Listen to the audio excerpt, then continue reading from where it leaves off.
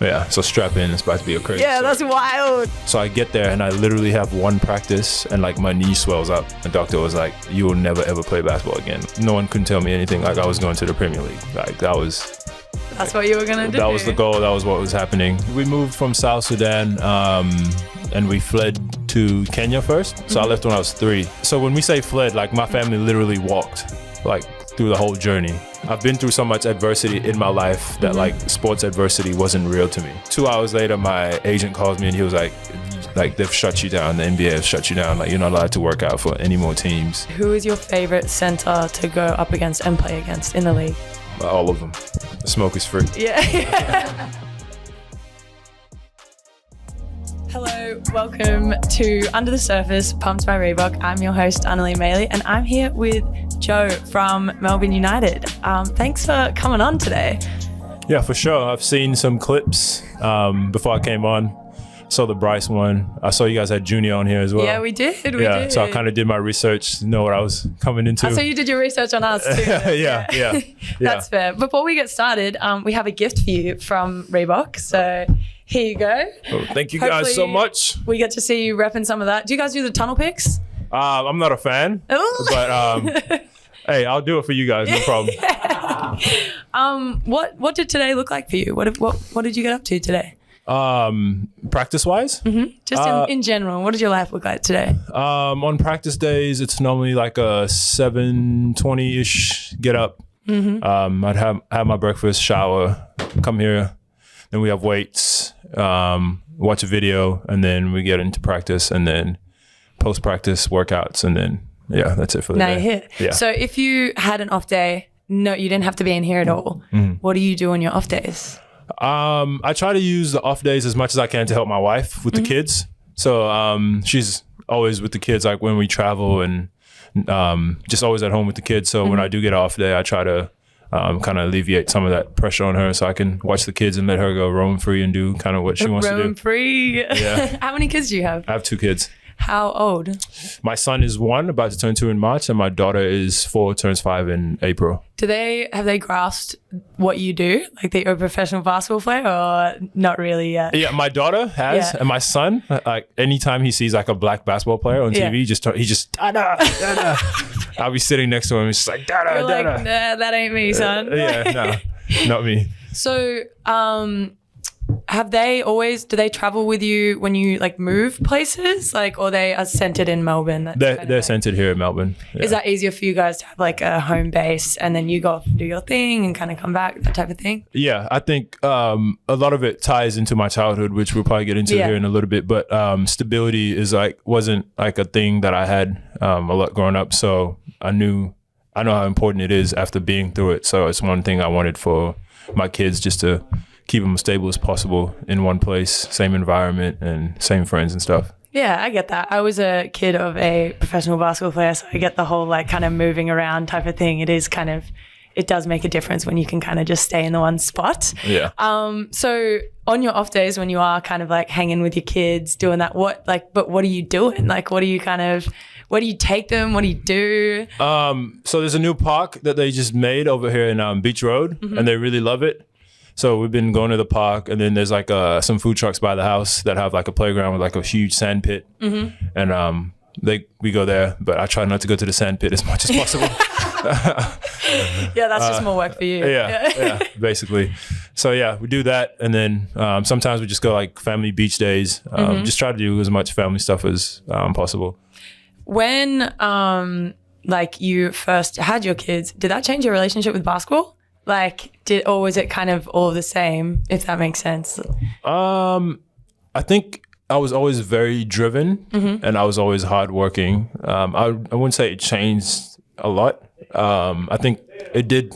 Well, I guess that's a lie. Actually, what it changed was not making the lows really that low. I think, okay, right? Yeah, so like when I'm having a bad game or I've had a bad practice or whatever, when I go home, like my daughter's just she just runs to me, gives me a hug. Regardless. Yeah. So like even if I want to like kind of pout in it, I have no time. I have to kind of snap out of it and go dad mode. So it's kind of helped me kind of, I guess, manage the lows and the highs of the game a lot better. Before that, and like say you did have a low high game, whatever it is, did you always have like a process in place post games to like kind of switch off, or that kind of taught you how to do that, I guess? It's kind of taught me it, but before that I was really bad at it. Yeah. I think I put so much pressure on myself and like set such high standards that like when I don't achieve them, I just like I'm not a good person to be around after the bad games. But That's hard. That's a lot of professional athletes, actually. It makes us so good at what we do, but also it's really hard to turn off afterwards. Yeah. I want to backtrack a little bit. I want to ask you about what you were like as a kid. Like, who was Joe as a young kid, and how would people describe you? Joe as a kid. That's interesting. I think I was very playful. Yeah. I was very social, which is not me now. It's been socialized out of you. Yeah. And then I was big on like playing soccer. Really? Yeah. So like I was for sure like no one couldn't tell me anything. Like I was going to the Premier League. Like that's what you were gonna do. That was the goal. That was what was happening. So yeah, a lot of soccer, and looked up a lot to my brothers. I have two older brothers. Mainly my oldest brother Jackson. Like me and him are just like best friends, and looked up to him from a very young age. So I was always trying to kind of copy him, or probably annoyed him as a little brother, just following him around everywhere. That's your job as a younger sibling. Yeah.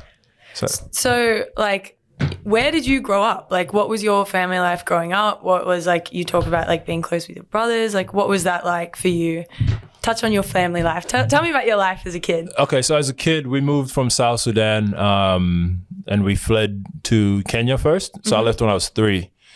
And I think a lot of like, so when we say fled, like my family literally walked like through the whole journey of like going to Kenya and then to Uganda, eventually where we ended up staying.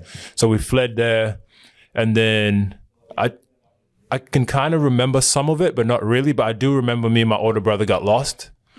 So then like it was kind of like 2 of us alone, and then they had to come around and like find us, and then like. How old was your older brother at that time? Well, if I was 3, he is 1988, and I was 94. I'm not good at maths, so. Can you guys help me with that? 8. He's 8? 9. 8 or 9. So you guys got lost by yourselves? Yeah. And you don't have a lot of memory of that, but then they had to like kind of come back around and get us. But I do remember like that part of it on the journey. I definitely remember being lost. Can you describe like kind of what your surroundings were, or what that felt like, or anything like that? Just imagine like kind of like super dry trees, kind of leafless, and a lot of like clay, kind of gray sand. Yeah. Right. That's kind of my vague memory of it.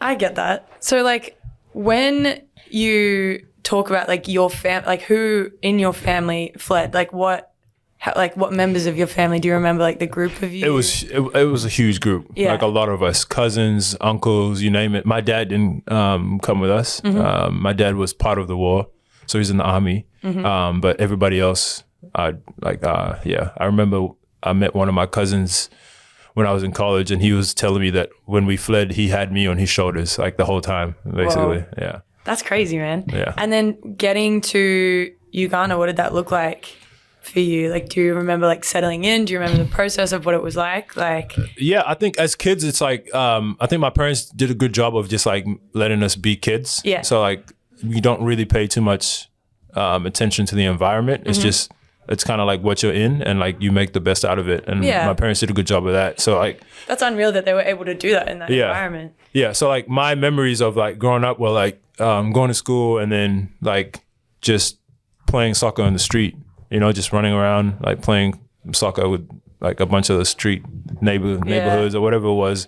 We just played a bunch of sports, and I think it was kind of like our outlet in a way. Yeah, for sure. But that's like, for me, that's like all I really remember, just like how fun it was just playing with everybody and hanging out with my brothers and all that stuff. Yeah. When did you first pick up a basketball? I think year 10. Okay. Year 10. So that was late. Yeah, it was super late. Year 10, I picked it up, but it wasn't like super serious. I said I was going to start playing. Yeah. Were you still in Uganda at the time? No, I was in Perth at that time. Gotcha. I moved to Perth when I was 2004. I think I was 8 about to turn 9. Yeah. Or 9 about to turn 10, whatever the math is. The math? Yeah. So once I moved there, I was still kind of playing soccer a little bit, but when once I got to year 10, I started playing, but I wasn't very good or very serious.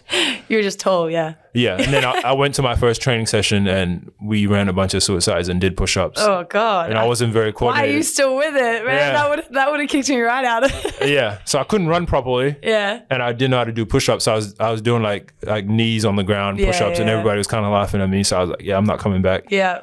And then I just never went back, and the coach had to drive over to my house. Yeah. And kind of give me this inspirational speech to come back. It obviously worked. Yeah.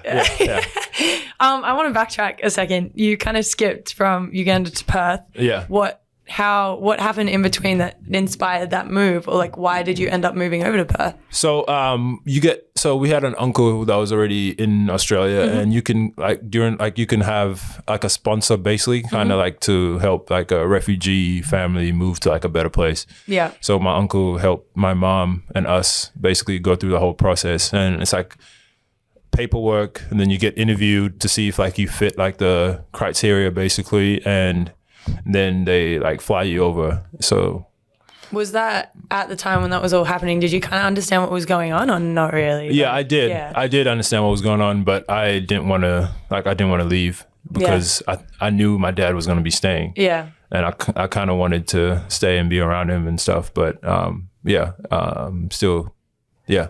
Is that the reality for a lot of kids when they do have to leave? They have to leave some of their family over. Yeah. So do you still have contact with your dad, or? Yeah. I still talk to him. Yeah. So do you remember that feeling of like not wanting to go because of leaving your family, like part of your family over there? Yeah. How did you kind of manage that and then moving to a new place? Like you were so young.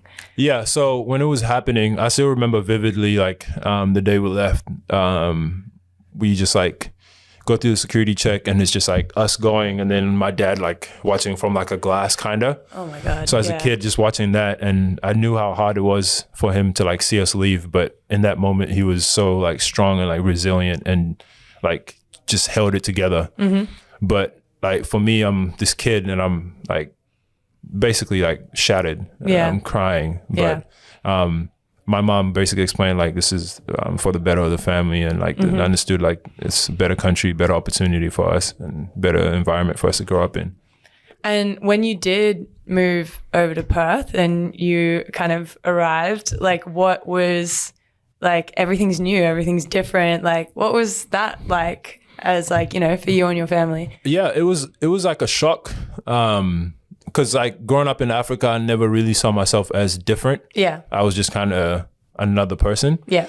So when I moved to Australia, I was year 5, and I'm like, you know, dealing with like a bunch of like pretty like racism. Yeah. So it's like I'm the only black kid in my class, and like I remember in year 5, everyone would have like the desks, and like someone would be next to me here. Then like another one in front, you know, those desks where you open up and you have everything. It's and like people would like purposely like move their desk like away from me. I remember one kid dropped like his LCM bar, and I like picked it up for him, helped him to like give it back, and he was like, I don't want to touch it. This black dude touched my LCM. So it's like I was going through that, but I knew at 8. Yeah. Whoa. Well, year 5. So when all this was happening, it was kind of hard to like navigate through it, because knowing what my mom has been through and where we've been, like what we've been through just to get here. Yeah. I know she did a lot for us to get here, and I didn't want it to seem like I was being ungrateful about the situation. Yeah. So it was tough just trying to really navigate all of that, like kind of single-handedly. Yeah. Did you like tell anyone about what was going on for you at school, like that experience for you, or were you just kind of like internalizing it and like, all right, well, here goes the next day? Yeah, I just kind of just shrugged it off. Yeah. Didn't really let it kind of affect me but my teacher, Miss Gentelli, I remember her name. She was like an angel for me, like just helping me through it, talking to me, just made me really feel kind of loved at that moment. And that's kind of really what I needed. Yeah. So, moving forward to like your next kind of stage in school and high school, do you remember when, or was there a moment for you where things started to feel like more like it was flowing and you were starting to get your groove in the new space and like you felt like you were being accepted more, that type of thing? Yeah. Eventually I ended up making friends. Yeah. And then, so I went through year 5 to year 7 and kind of knew everybody. So the transition became kind of smooth from there. But then I had to move schools again. So then I had to restart the whole process over again. Yeah. And then got comfortable at that school and then moved school again, you know? Yeah. And then had to redo the whole process again. So so resilience is something you had to learn at like a really, really young age. Yeah. Do you have like, for kids that are going through something similar to like what you've been through, what would be your word of advice for like the young kids that like no matter what situation they're in, like are experiencing maybe something similar or maybe the exact same thing that you went through? What would you say to them? I would tell them not to suffer alone. Reach out to somebody and talk to somebody, whether it's a family member or whoever it is, just talk to somebody. Just looking back, I'm pretty sure my brothers would have been going through the same thing. But I could have just spoke to my brother about it and probably helped me kind of get through it. But at that time, it was kind of hard to see that perspective because I'm still young. Yeah, for sure. 100%. Whereabouts in Perth were you like? So I went to Mercy College in Perth. And then, so I grew up, my first home was in Girraween. So we stayed there with my uncle. And then once we got a house, we moved to Nollamara in Perth. But my schools I went from Mercy College, then I went to Peter Moyes, and then from Peter Moyes, I went to Aaronmore, and then from Aaronmore, I went to Kingsway Christian. Wow, you really did move around a lot, hey? Yeah. I ask because I've recently just moved out to Perth. I play for the Lynx, so I am in love with that place. I think it's the coolest place ever, and I will never be back in Melbourne. It's so cool. It's so like sunny and nice and warm, and the beaches are better as well. 100%, 100%. And like not the beaches here where there's like 100 million people there all the time. Anyway, I digress. Sorry, we'll get back to that. So what were you still playing other sports like throughout your high school period, and then it came to basketball in year 10? Yeah, so I was playing soccer the whole time. I told my mom I wanted to play soccer, and like my mom's an angel. She did everything she could to like help us kind of like achieve whatever we wanted to achieve, and she always supported us. So I played soccer the whole time. I wasn't the greatest, but yeah. It seems like there's a theme in the last couple episodes where I've been talking to like successful people. They've always had like a really powerful mum behind them that just like believes in them and tells them that they can chase their dreams and follow their dreams. Would you say your mum has been a big part in like your life and your success and the way you are who you are? 110%. Yeah. I watched my mom get up at 5 a.m. every day to go work at a chicken factory and come back at 4 or 5, just tired. Still like every single day, no complaining. Go on a Saturday, half days, come back at like 2 or 12 and just rinse and repeat every single day. And I saw how much like it took on her. Even till this day, like she has knee problems from just like standing. And, I just saw that hard work and just like never complaining and kind of, once I saw that, it was like no excuses for me. Is that something you want to pass down to like your kids? Like that kind of same like hard work ethic, that type of thing? Yeah, 100%. Yeah. That's really cool. I like that because I genuinely like the last couple of episodes that I've had, it's like when I ask people like stories of their success, it always links back to like a parental figure kind of standing behind them, believing in them, that type of thing. On to the next phase of your life. How quickly did it change from you picking up a basketball to being selected in teams, being successful at things, or like what? I guess because the way you described your first basketball experience wasn't great. No. How did you develop your love for the game from that? What did that look like for you? I think it honestly took me a while to like develop the love of it. Because like I wasn't good at a lot of things, and a lot of things were very foreign to me when I first started playing. But my coach at East Perth is where I played. His name is Steve Williams. When he came and spoke to me and told me that there's potential and he thought that I'd be able to play professionally, he would like after work he would come pick me up and take me to training, drop me back home, take me to games, doing everything because he knew like I couldn't get to training or couldn't get to the games if it wasn't for him. So he's a big part of my development. And then after my first year playing, we just trained the whole kind of off season together. And I feel like that's where like the jump happened. And then the love came like right after that. Do you remember a time when you were like, oh shit, I'm kind of good at this, man. Like I could actually go somewhere with this or? There's no like haha moment. But I think over time I'm very confident in I just like in myself, and like I really believe in myself. So that's a part of me that's kind of always been there. Yeah. So even when I wasn't good, I still thought I was the best. Yeah. So yeah. That self-confidence, self-belief, like where did that come from though? Because like not everyone has that. Even in the professional like world, like I don't have great self-confidence. This is my 6th year in the league. Like I don't have that. I don't understand. Talk to me. Where does that come from for you? Oh, that's a good question. I think it stems from like just like the hard work, and also just knowing like there was no other like option for me here. Like it was like you're gonna be like, first it was you're gonna be a professional soccer player. So I was like, all my eggs are in this basket. Yeah. This is what I'm doing. So after school, I'm going to the park and I'm just gonna kick the ball around as much as I can.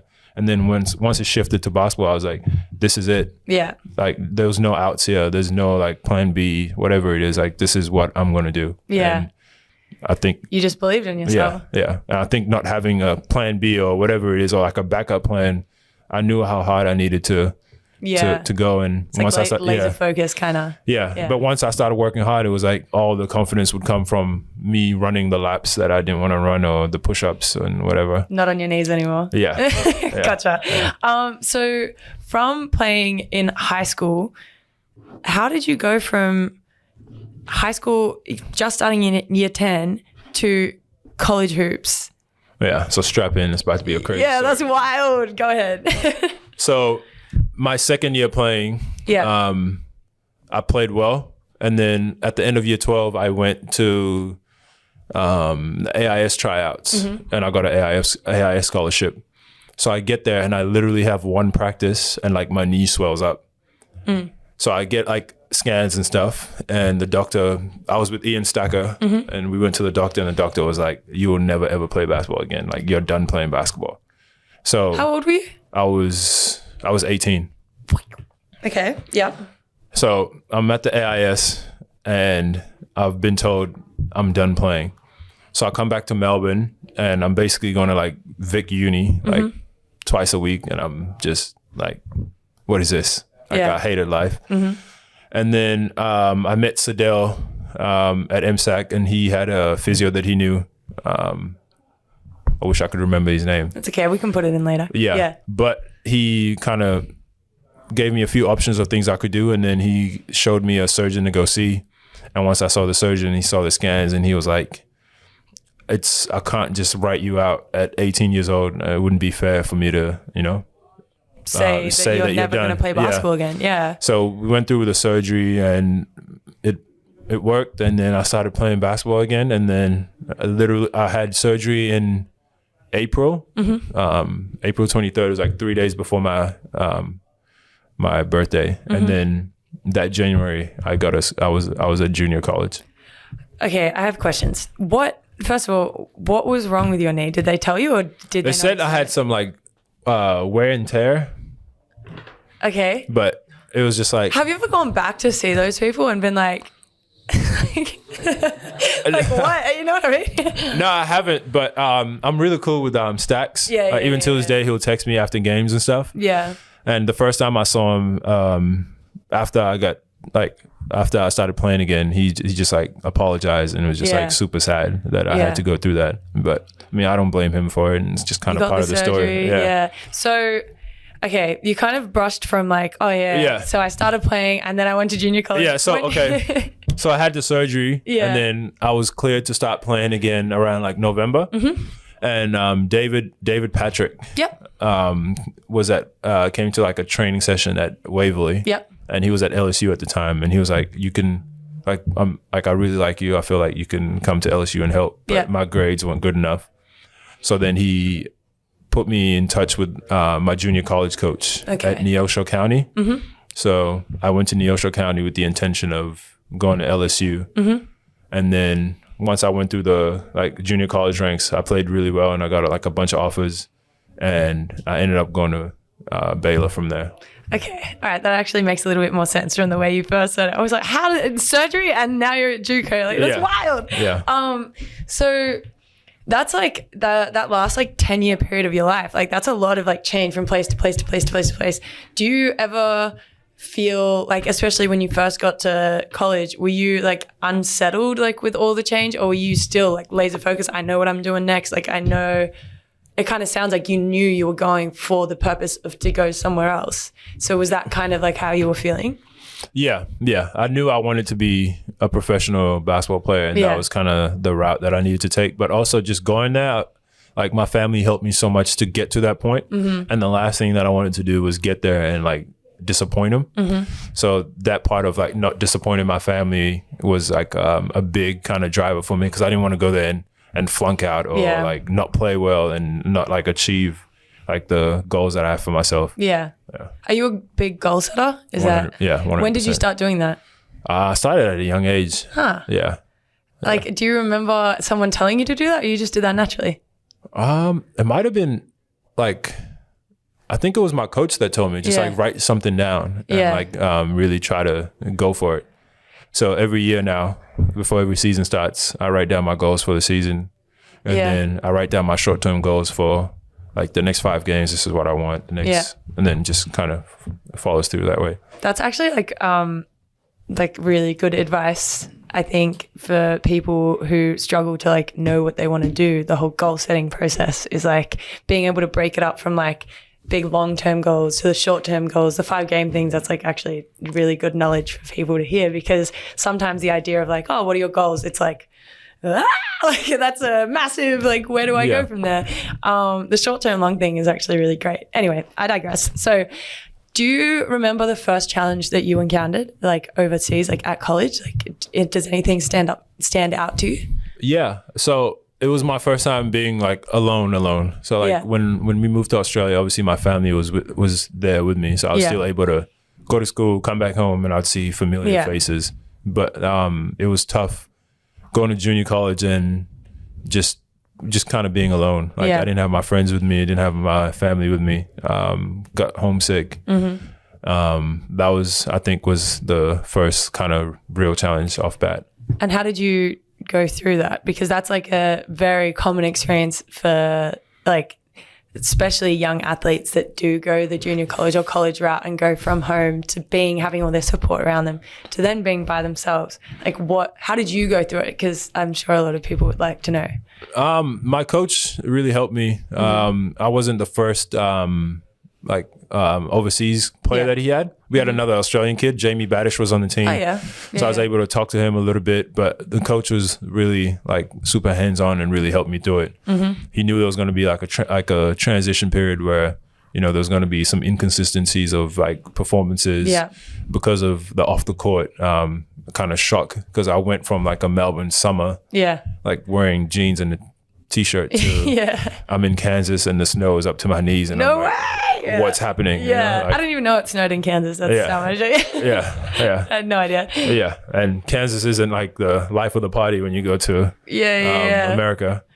It's just like a small town with like 9,000 people maybe. Biggest thing we had was like a Walmart. So it was just like... Yo, Walmart's exciting. I gotta that's but it's like you're going from Melbourne to that, and it's just like, what's happening? That's fair. So I guess like it seems like there's a theme there that like you do tend to like reach out and lean on other people around you. Would that be something centered around your advice for people going through that? Yeah, for sure. I was on Skypes with my friends all the time. As soon as I was done with practice and they could get on Skype, we were Skyping. Like I was Skyping my friends all the time.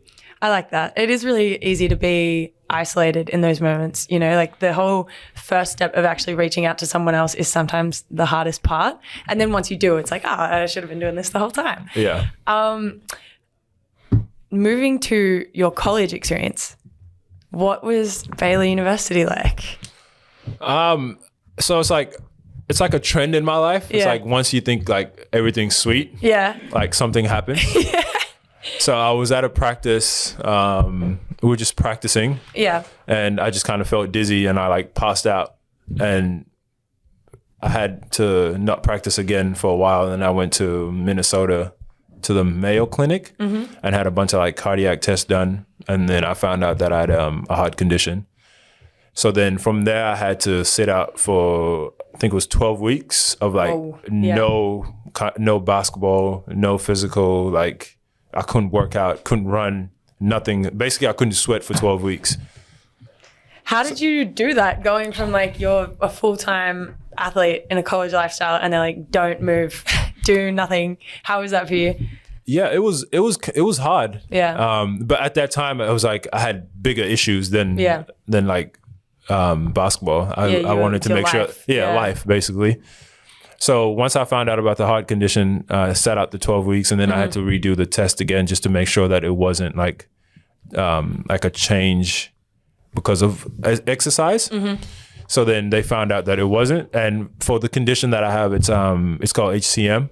It's basically when the wall of your heart is thicker than what like a normal person's is, and it just doesn't. It's not like a smooth like pump of like blood. Basically, it's a little bit harder for the heart to like pump the blood out. So once I found that out, then it was about like if I needed to get a what's it called, a defibrillator in, or not, or whether I was on like the lower end of it. And they found out I was on the lower end. Thankfully, I didn't have to get a defibrillator. But it's just from there, I had to redshirt and then ended up playing my 2 years after that. Okay. So like that, like shocked your system. Like that's, we've spoken about like the sport and stuff, and then that's like your life.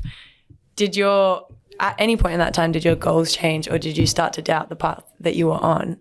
Or you were able to stay like on course in your head? Because for me, I know when I have big life changes, a lot of the time it like rocks. Like, what am I doing right now? Am I doing exactly what I should be doing? Am I on the right path? That type of thing. Yeah. Yeah. When it happened, I knew I was going to get through it, but I didn't know if I was going to be playing basketball again. Okay. And that was the uncertainty that was kind of hard for me. I had to sign a waiver to stop playing again, which was like a no-brainer for me. I was going to do it anyway. But once they told me like, this is a condition, but you can still play, you just have to get regular checkups. It was music to my ears, but the uncertainty of like not knowing whether I was going to play, like it really rocked me. And good thing was one of the managers at the time, his name is Drew, is like one of my best friends to this day. Me and him just hung out every single day, and he kind of helped me like through that process. Yeah. And from college, like obviously you had a pretty awesome college career in your last 2 years. And then you went to transition, you're in college, to your professional career. That's the wildest transition for a lot of people. What was that like for you, considering like everything you've set up to this point is just like wild. Like you've gone for like, it's just like a lot of this, ups and downs, like you've been experiencing a lot, and now you've gone into your professional career. Was that again the same type of like turbulence or not really? 100%. Yeah. It has to be. It's a theme, right? It's just like a theme. Yeah. So like obviously the dream was to play in the NBA. Yeah. And my goal at that time was to play in the NBA, and I had an agent, and going through it, I was kind of like, he was basically like, if you get drafted, you're going to get drafted late second round, but you're definitely like, we can get you like on like a two. This is when the 2-ways just started. Yeah. He was like, we can definitely get you on like a 2-way, or at least like get you a training camp deal where you can just go in and like basically beat somebody out for a contract. Yeah. And I was cool with that. But when I was going through the draft process, I had a bunch of workouts kind of set up for me. I was going to do, I think, about like 15. So I did my first 3. I went to LA. I had a good workout there. I went to the Spurs. I had the worst workout of my life. And then I went to Atlanta, and I had like one of the best workouts. So then I'm starting to kind of get my feet, like, I'm starting to understand like how the workouts go, and I'm starting to feel good. And then I got invited to like this, like basically like a combine for like overseas players in Italy, like Treviso or something like that. That's so random, but yeah. Yeah, but my agent was like, I signed you up. And then you're like, all right, cool, like, guys. I signed you up not thinking that they would even invite you. It was just like, you're from Australia, might as well. Yeah. And he was like, there's a lot of like scouts there, and like if you do well, like there's a good chance for you to like actually like do something here. So they asked for like my medical records. I put them all in, and then like I submit it, and like 2 hours later, my agent calls me, and he was like they've shut you down. The NBA has shut you down. Like you're not allowed to work out for any more teams. and they don't even know because of your heart. Because of my heart, and they're like, they don't even know if you'll be able to even like play in the NBA at all. You can't be the only person in the NBA that has that heart condition, or they just don't disclose it. I don't know, but at that time I was just like, what is happening? Yeah. So then 3 workouts early in the draft process, and then nothing. I didn't get to summer league, didn't do anything, and then while summer league was happening, he called me and said that there was a team in Israel that was super interested in me going over there to play. So I was like, yeah, cool, I'll go play in Israel. Yeah. But you did end up doing summer league for Phoenix. So that year I literally got cleared 2 days before we started the camp. Well, what do you mean? Like, what? Yeah. So it's a crazy story. So if you want to jump to it, we won a championship at Melbourne United, and then I got invited to go to Phoenix, right? Yeah. This was the first time I went to Phoenix. They knew about my heart issue going into it. Yeah. My agent knew, everyone knew. So once I got there, the same thing happened. They were like, you're not playing summer league, like you're not cleared. And like, mind you, like, why bring you over there? Exactly. And mind you, like, I'm going through like cardiac testing. Yeah. And I don't know if you guys have ever even heard of like a cardiac MRI. Like you're literally in MRI with like IVs pumping in you and everything. Yeah. And I'm literally in there for like 3 hours. Like it's a lot. It's like 3-4 hours, and just like to be still in a MRI. So I'm doing all these tests, and then they were like, nah, you can't play summer league. So then they were like, you have to go through like I guess like a panel, like fitness to play panel. So once I got back, the panel started. Yeah. I played my second, like my year at United. Yeah. And the panel was going on through the year. So through the year, I had to do like tests and like send them so it's like a long process. It's a long process. Okay, when you said panel, I thought just like a couple of days. No, that went on throughout a year. Yeah. Whoa. Maybe even more. Yeah. So like I'm going through like cardiac testing, and I'm getting all my reports from college, and I'm sending them through, just like digging up a whole bunch of information. Yeah. And then I got to Phoenix, and the like 2 days before we're about to start training camp for summer league, you got cleared. I got on Zoom, and they were like, yeah, you can play again. Whoa, what the hell, man? Yeah. Do you ever get to a point like, or do you ever feel like you see your goal and it just keeps moving away from you? Like in that time, did it feel like you're like, why do I feel like I'm just getting punched down from the universe? Or were you like, bring the punches? You know what I'm saying? Like when it happened, when I went to Phoenix the first time and it happened, I was like, cool. Like I'm going to go back to United. I'm going to kill this season, and then we'll go from there. So then once I got cleared, I was happy, but it was like so much uncertainty going into it that like I just felt like I didn't, like it was a shit show basically. Once I started playing, it was just so much that was happening before that I wasn't like me when I actually got on the court. But I definitely did feel at some point like, what the fuck? The target's moving. Yeah. Like the target was moving. Like you kind of saw it there, and you go to like reach for it, and it just kept kind of bouncing around. Yeah. How do you then go from like you're playing in this environment with all of these odds kind of stacked up against you to then try and put your best foot forward on the basketball court with all of this stuff happening in the background? How the hell did you do that? I mean, and that's the thing. Like I didn't end up even playing that well at Summer League. It didn't start off great, and it was just I felt like I was there, but I wasn't there. Yeah, if that makes sense. Were you going through stuff off the court mentally, like at the same time? No, it was just like, I felt like it was just like a bad omen on me for some reason. Trying to go through all of that and then like not making excuses, but I kind of was like super sick going into it as well. And then once I got there, it was just like trying to recover basically. And I was already there. So I was like, I didn't know how much more, like if I'll ever get that opportunity again. So I was like, I'm going to take it. But for sure. It wasn't like the best me. Yeah. I mean, that happens a lot of the time throughout our careers. We don't kind of put forward the best version of ourselves all the time. Yeah.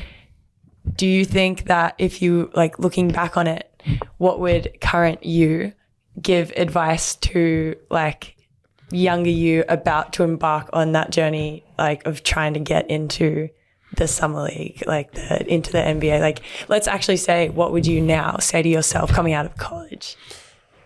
What I would say was I wouldn't change anything. I would, I don't think there's anything I really would say, because I think a lot of it like really shaped me. Yeah. And like, I've been through so much adversity in my life that like sports adversity wasn't real to me. Yeah. If that makes sense. Yeah. Like for sure. we had to like survive to live. That's like real life problems. Like whether or not I was going to play basketball is not real life for me. Like I could always go like get a job and still like figure life out. So I always like found like a silver lining in everything. Like when they told me I couldn't go to the NBA and my agent called me and said, you go to Europe and you make this much. I was like, how many people where I come from make this much? Yeah. You know what I mean? Like that was my silver lining. So whatever happened, I always kind of search for that silver lining to like help me understand why it's happening or help me get through whatever I'm going through. I like that. That's really cool. I like The Silver Lining.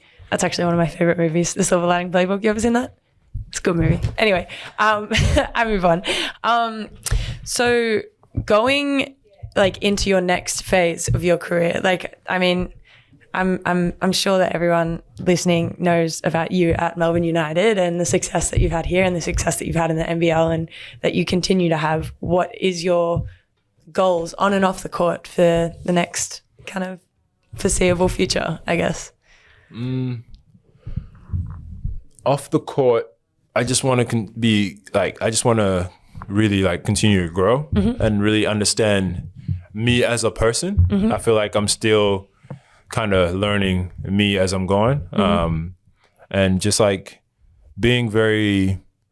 just admitting to myself when like things are too much and having a way to deal with things when it's too much, I guess. Basically like reaching out and understanding myself, because I kind of take things in stride and I try to kind of carry every kind of load, if that makes sense. So just understanding like it's not really healthy to continue to just shelve things and having an outlet for those things. That's been my biggest growth area, I feel like, off the court. And on the court, I've detached myself from a lot of my like the external stuff. Like, it's like, I want to make the NBA. Now for me, it's just like, I just want to, like, I've always loved hooping and just being present has been my biggest thing on the court. Good game, bad game, whatever it is, I'm just being present. And if it's a bad game, just kind of sitting in that uncomfortability of like a bad game and like embracing that part of it. Because that is professional sports, right? Like having to ride the wave, kind of be in it. Yeah. I like the embracing the uncomfortability. That's really cool. That's a cool way to look at it, because being uncomfortable is not easy. And a lot of the time we kind of try and find every possible way we can to like not be uncomfortable. Like we search for the comfortable, right? Yeah. Since you started like embracing that mindset of like sitting in the uncomfortable, what do you think the biggest growth area for you has been?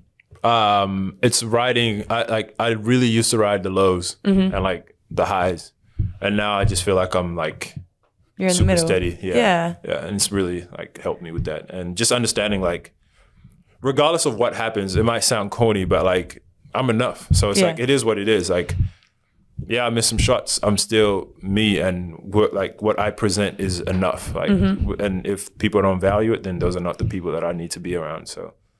Yeah. I need that answer like in a constant replay in my ear like 90% of the time. Just being enough and believing that you are enough. I think especially in the field of professional sports that we're in, we're always comparing each other to like other people. And like it's hard not to when everybody else is always comparing you to the other 5 men or like the other person in your position, knowing that your worth is enough as you and not constantly trying to like size up next to someone else. Like that's really, really hard to do. Do you think that that would be your biggest advice to younger athletes aspiring to be where you are today? Yeah, 100%. I think we live a very what have you done for me lately industry and very results driven kind of industry to where like you can start to feel like your value is in the numbers.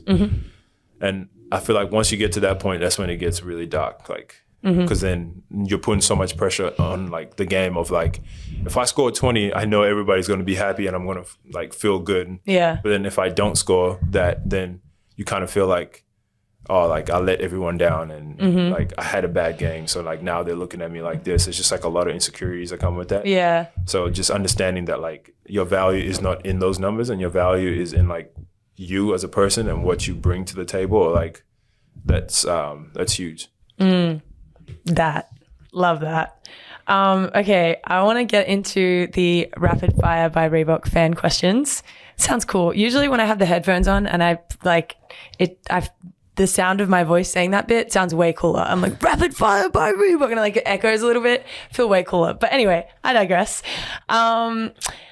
Let's start with, who are your mentors that you turn to for support currently? I feel like I have mentors in different fields. Yeah. So like when I'm going through stuff in life, I was talking to my parents and my older brother.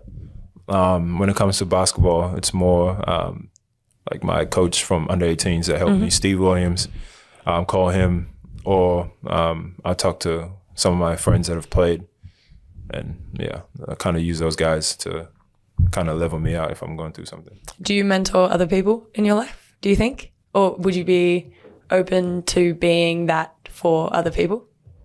Yeah, I feel like I've come out on record a lot of times, and I'm very easy to find. So I want to be like a good role model for the next generation, and whoever needs whatever they need, just I'm easy to find. This is a bit of a random one. What is your pre-game snack or meal of choice? PB&J. PB&J? Yeah. Has to be 2 hours before the game. Like that? To the hour? Has to be, and I have to make it myself. Okay. I mean, can you even buy a PB&J from anywhere? Oh, that's American, I guess. You can get that from like the gas station. Yeah, but like, I have to make it myself. Okay. Yeah. That's the only answer to that question that we ever need. How important is the mental side of the game to you? Oh, it's everything. Yeah. Like people, you hear the quote, and it's like 10% physical, 90% mental. Yeah, it's super important. Do you like do the work on your mental game yourself, or do you have someone else help you do it? Like, do you have a sports psychologist, or these are things that you've kind of acquired the knowledge over the time of your career? Yeah, I have a sports psychologist that I talk to, but also it's how do I put this? I still like, before I even saw them, I would still like meditate and visualize, kind of like the law of attraction stuff. Really, like I'm really into that. Yeah. So visualizing, meditating, kind of seeing things before they happen, kind of so to speak, like I always used to do that before I even saw the psych. Who taught you how to do that? And at what point did you get into that? Because that is so cool. That like the whole meditation thing, I'm trying really hard to start at the moment. It was one of my New Year's resolutions, because I tend to like try and focus on one thing and my brain's like, ew, like it just doesn't. How did you start doing that? I started during COVID. And everyone's just like stuck in the house. And you never really get like that, like alone time to kind of, be to yourself. So once, when COVID happened, I'd get like 10-minute blocks to myself where I'd just kind of go and meditate and visualize things and set goals for myself, short term and long term. Do you have any like favorite books or people in those spaces that you could recommend to other people, like podcasts, whatever it is?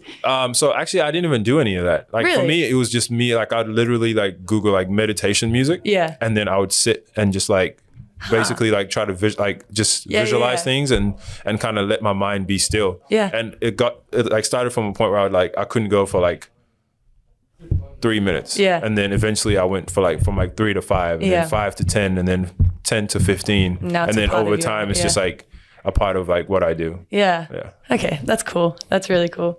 Just a few more. This one says, who is your favorite center to go up against and play against in the league? All of them. All of them? Yeah. You couldn't pinpoint one? The smoke is free. Yeah. Yeah, okay, good answer. And then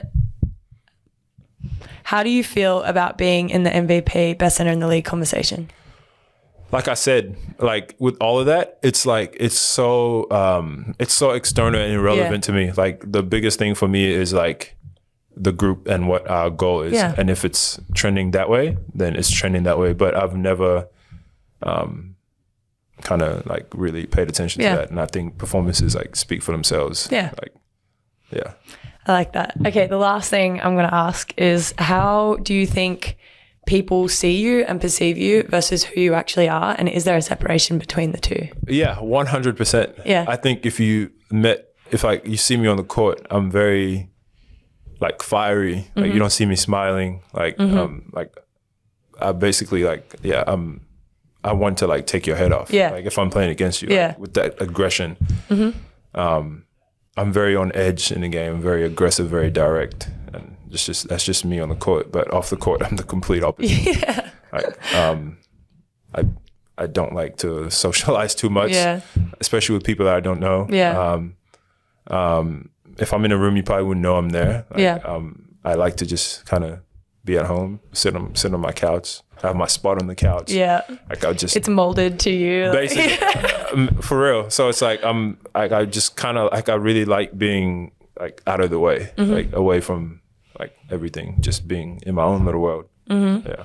Do you think that there'll be a point in time where you are perceived for exactly who you are, or you don't think that that's something that matters to you? No, I couldn't care less. Yeah. No. Separation there. Yeah, I like the separation. Yeah. It is what it is. Yeah, I like that. Okay, well, that kind of wraps up everything for us. I really appreciate you coming on and sharing your story. I think that I don't even want to call it a story, because that kind of makes it sound like it's finished, you know?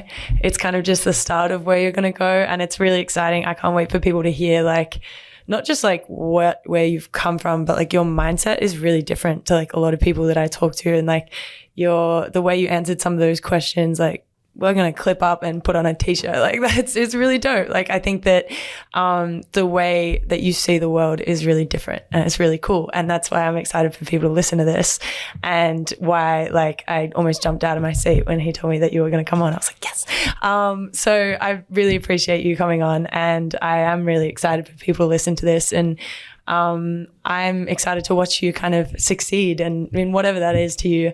The being in the present, these conversations are really important to me, because I struggle with the not being in the now side of things. So I also can't wait to listen this back. But we appreciate you. That was Under the Surface with your host, Annalie Maley, pumped by Reebok, and we were here with JLA. Thank you guys. It was great.